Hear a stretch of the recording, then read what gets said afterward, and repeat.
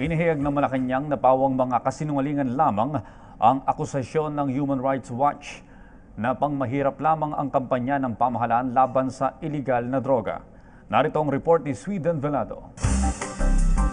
Pinabulaanan ng Palasyo ng Malacanang ang pahayag ni Human Rights Watch Deputy Asia Director Philip Cain na ang laban kontra droga ng Administrasyong Duterte ay maituturing na war on the poor.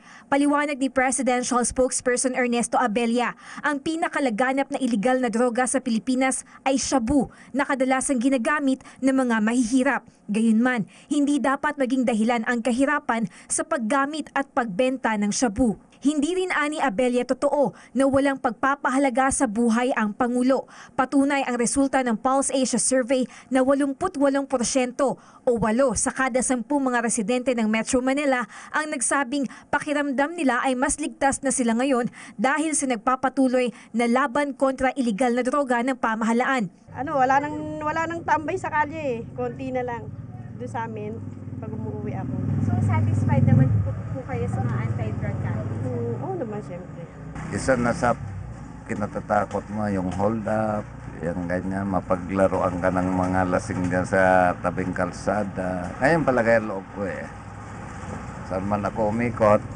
Hindi kagaya ng dati na parang takot kang maglakad sa dilim kahit ba sabihin mong may mga tao. Ganun. Siguro mas at ease na ngayon. Yung may mga masasamang intention, siguro natakot na sila sa mga nangyayari ngayon na talagang willing silang alisin yung mga talaga ng drugs. Ayon kay Abella, maayos ang pagtanggap ng mga Pilipino sa naturang programa ng gobyerno, kaya taliwas ito sa kawalang pag-asa na sinasabi ng mga kritiko ni Pangulong Rodrigo Duterte.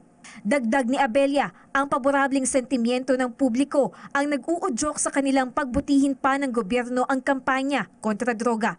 Umaasa ang pamahalaan na patuloy nilang makukuha ang suporta ng mga komunidad, lalo na sa implementasyon ng mga programang rehabilitasyon sa mga sumuko bunsod ng Oplan-Tokhang. Unang lumabas ang resulta ng Pulse Asia Survey sa website ng National Capital Region Police Office.